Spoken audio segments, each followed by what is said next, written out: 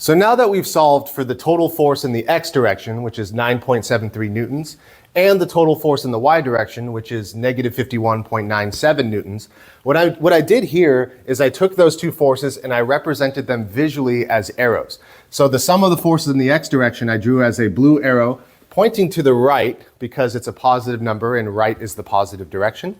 And then I represented the sum of the forces in the y direction as an arrow pointing downward because the y direction is vertical and it's negative, which means it's in the downward direction.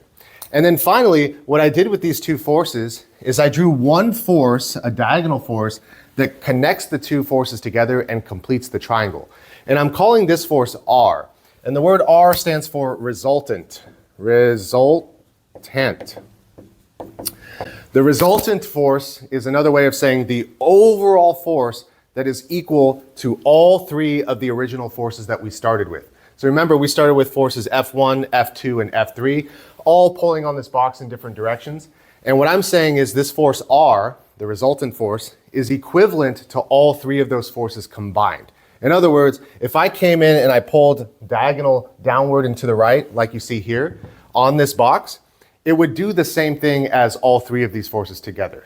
So now we're going to try to figure out, well, what is that force R? How much force actually is that? Can we calculate it? And we can. It turns out we're just going to use the Pythagorean theorem.